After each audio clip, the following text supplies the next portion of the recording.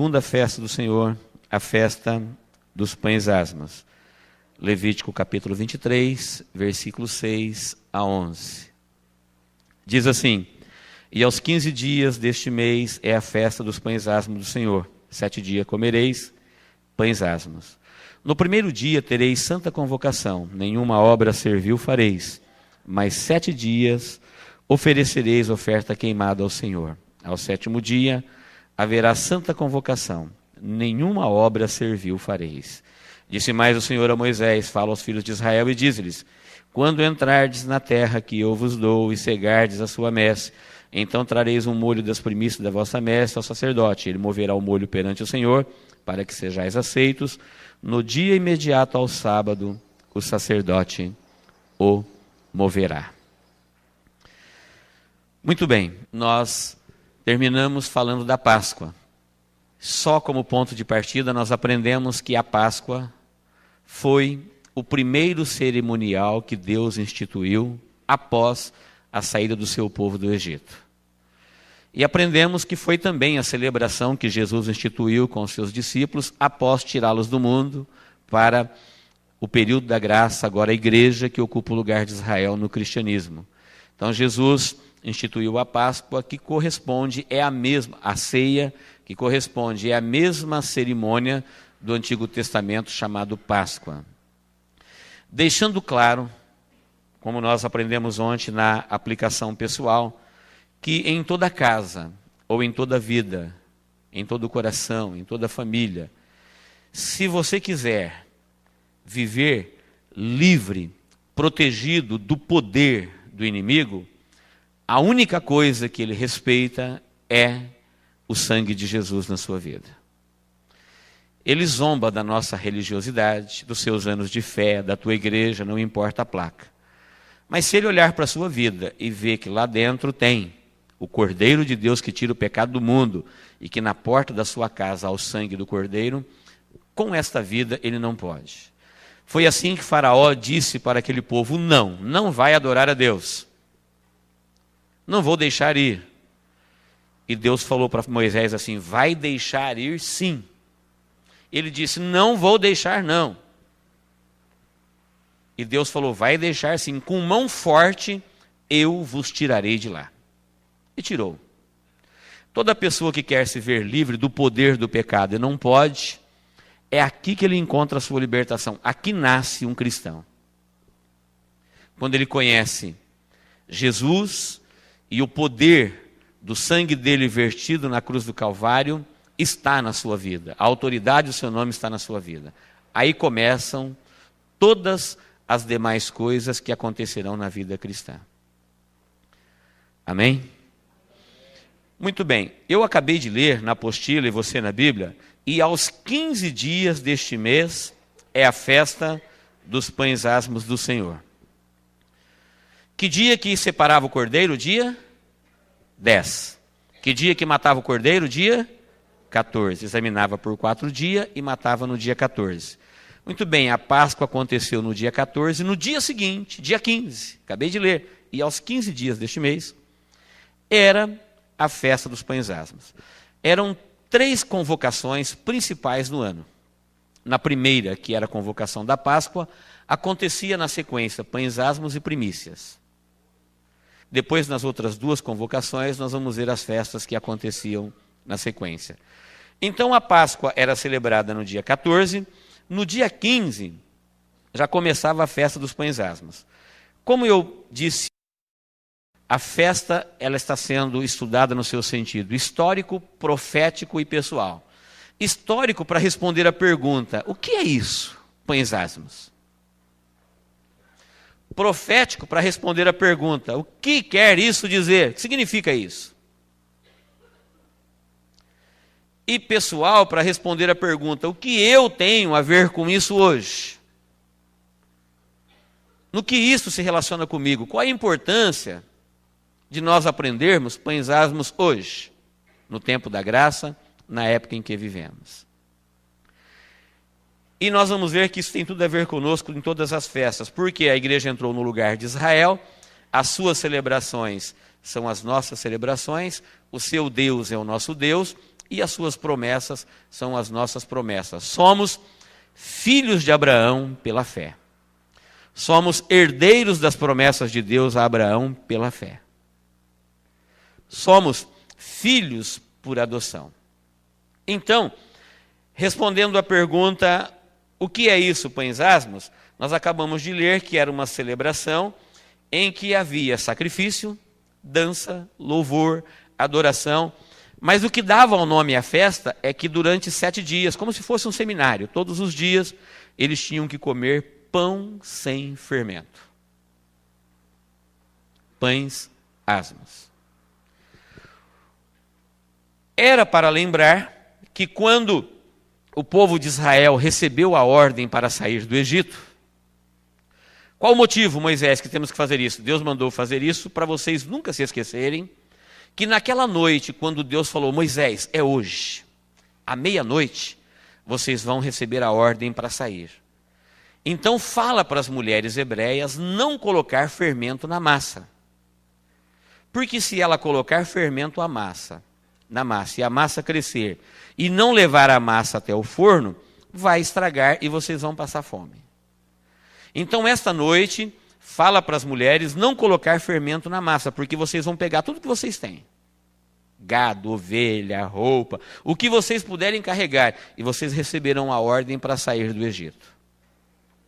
Quem deu ouvido à voz de Deus, comeu pão sem fermento por vários dias. Quem não deu ouvido, a massa levedou, perdeu e passou fome.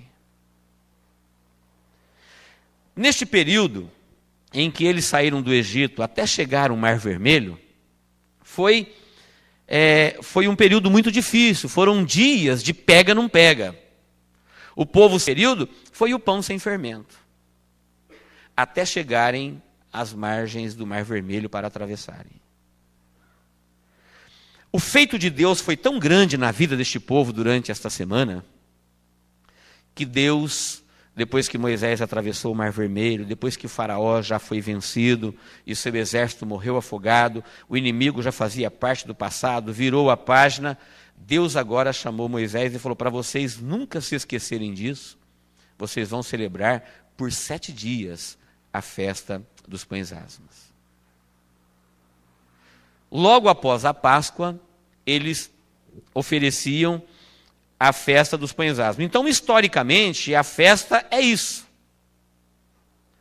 Todo ano, depois da Páscoa, eles celebravam por 7 dias a festa dos pães asmos. Por que não pode ter fermento? Para lembrar aquela noite. Que eles receberam a ordem. Naquela noite, todo mundo foi para a cama com as sandálias nos pés e com o corpo vestido, roupa de marcha. Porque quando chegou a ordem, é agora, vamos sair, não deu tempo de ninguém se preparar. E foi uma semana de batalhas, foi uma semana de lutas, mas a mão do Senhor impedia Faraó de avançar e protegia Israel na sua caminhada. Amém, queridos? Historicamente, isso aconteceu por mais de 1000 anos e o povo de Israel sabia disso. Nós, talvez você esteja aprendendo isso pela primeira vez, mas isso fazia parte da cultura do povo hebreu. Agora a segunda pergunta, o que significa isso? Qual é o significado disso no sentido profético? Se na Páscoa, o cumprimento da Páscoa foi Jesus Cristo, como ele mesmo se intitulou, o Cordeiro de Deus que tira o pecado do mundo, se na Páscoa Jesus morreu, e o cumprimento profético da Páscoa, conforme vimos ontem, foi a morte de Jesus, no dia 15, onde estava Jesus? A Bíblia fala que, está na apostila também, que após a sua morte, ele desceu às regiões mais baixas da terra. Nos 3 dias e 3 noites que ele esteve no centro da terra, a Bíblia fala que ele pregou aos espíritos em prisão.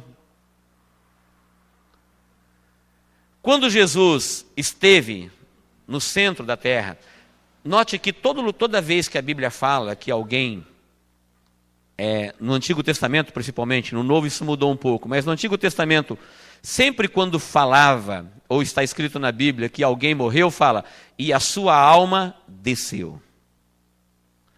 Não existe almas vagando, não existe purgatório, existem muitas teorias. Os gregos falam nirvana, campos elíseos, e cada religião, cada seita tem lá sua teoria para isso que nós chamamos de estado intermediário, ou seja, o período da pessoa que morreu até o dia do julgamento.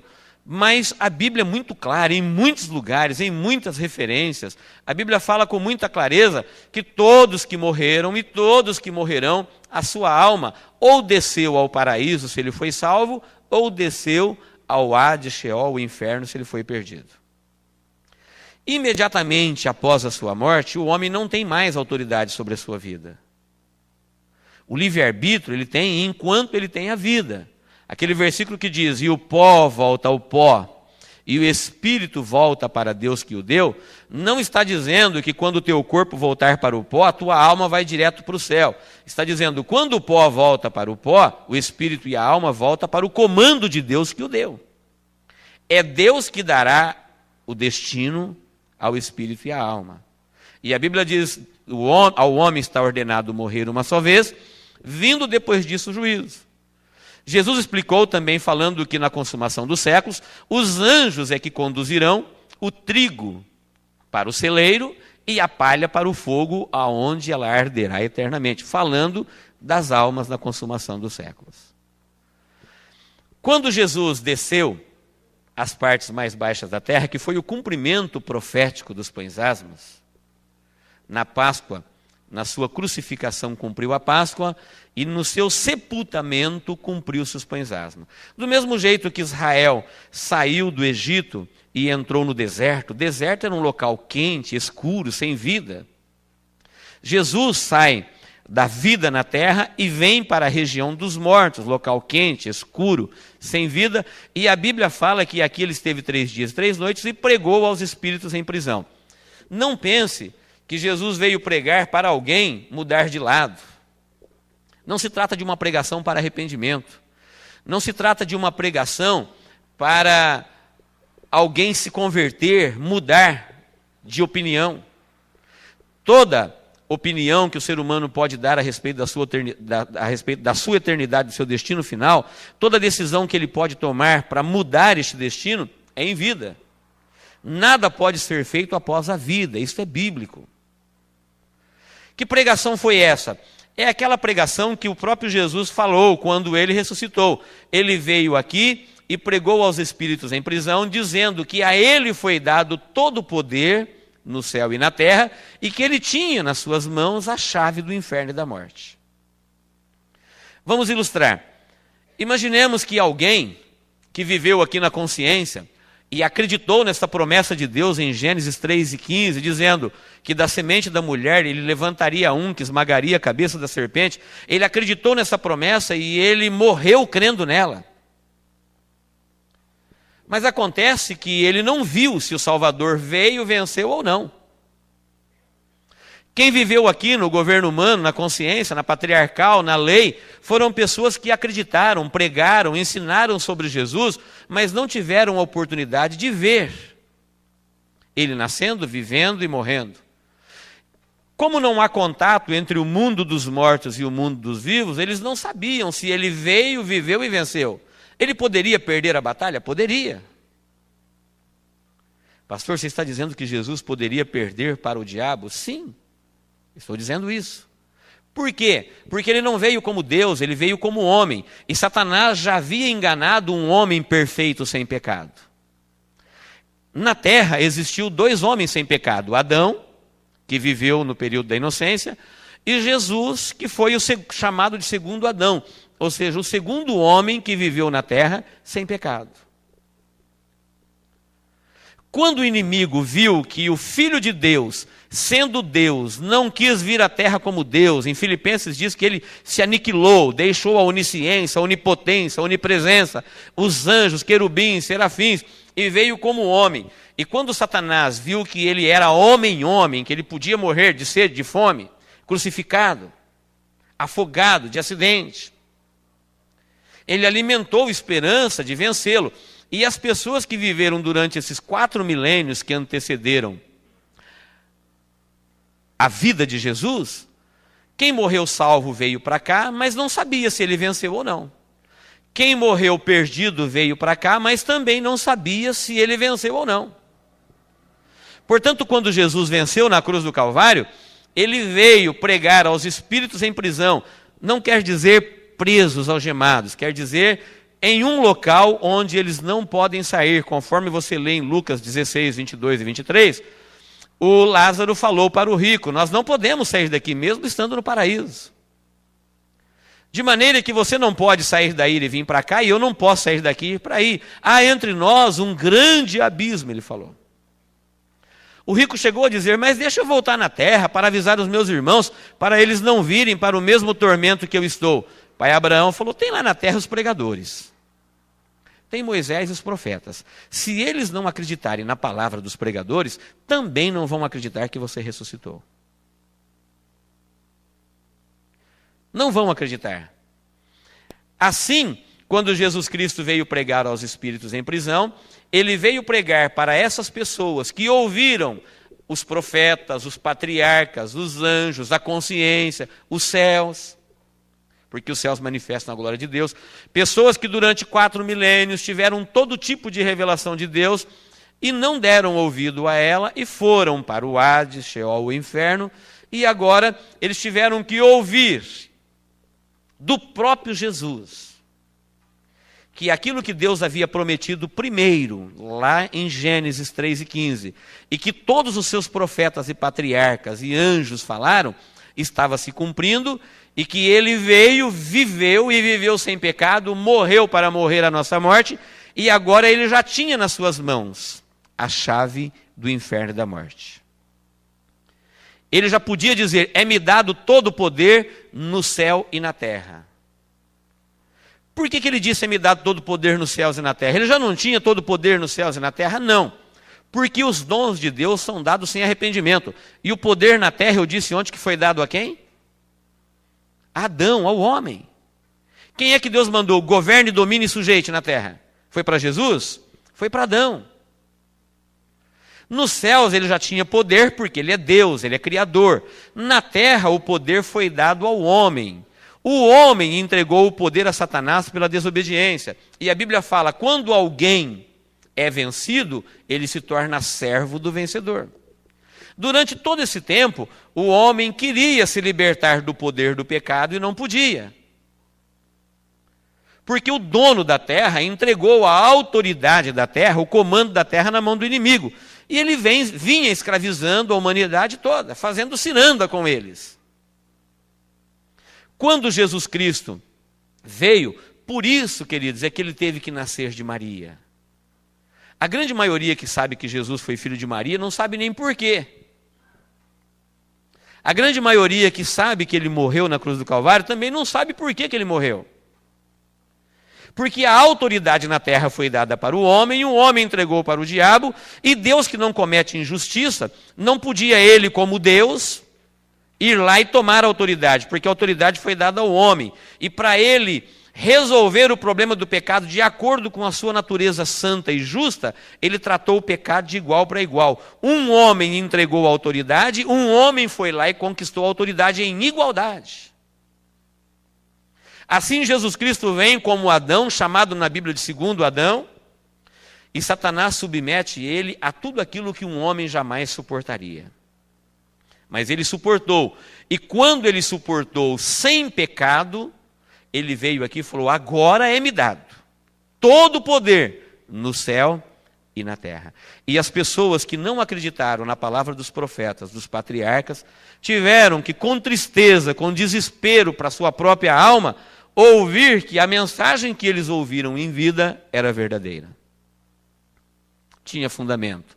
Mas isso em nada mudou a situação deles. Foi uma pregação para eles tomarem conhecimento de que Deus não estava blefando, brincando. Ele cumpriu a sua promessa. E quando chegou o tempo certo, a plenitude dos tempos, ele nasceu conforme Deus prometeu, viveu conforme Deus prometeu, morreu e agora estava anunciando a sua vitória. E quando ele chegou aqui no paraíso para anunciar a sua vitória, eu fico imaginando como não foi um dia feliz. Imagine todos os santos do Antigo Testamento que morreram fiéis a esta palavra, acreditando nesta mensagem. e que estavam por um tempo, ainda que seja um local de tranquilidade, de paz, o paraíso, onde a presença de Deus reinava, mas não é no céu, era dentro da terra. Nenhum ser humano podia sair da terra desincorporado em espírito e alma, porque Jesus não havia vencido a morte. E a Bíblia fala que o salário do pecado é a morte. Desde que o homem pecou, ele começou a morrer. E ninguém tinha vencido a morte até então. Agora nós vamos ver que quando Jesus Cristo veio e pregou aos espíritos em prisão, então o homem pode, daqui para frente, nas primícias, nós vamos ver que este local hoje está desabitado. Amém, queridos? Quem está me entendendo, diga amém. Este foi o cumprimento profético da festa dos pães asmos. A terceira pergunta, o que isso tem a ver comigo hoje? Vamos lá, na sua apostila, diz assim: expurgai o fermento velho para que sejais massa nova, assim como sois sem fermento, porque Cristo nossa Páscoa já foi sacrificado, pelo que celebremos a festa, não com o fermento velho, nem com o fermento da malícia e da corrupção, mas com os asmos da sinceridade e da verdade. O próximo parágrafo ainda é texto bíblico, pelo que mantenhamos a festa, não com o velho fermento da maldade e da malícia, mas com os pães asmos da sinceridade e da verdade. Preste bem atenção, dá a impressão que eu estou lendo Levítico, mas eu não estou, eu estou lendo 1 Coríntios. Vê se você consegue perceber a importância disso para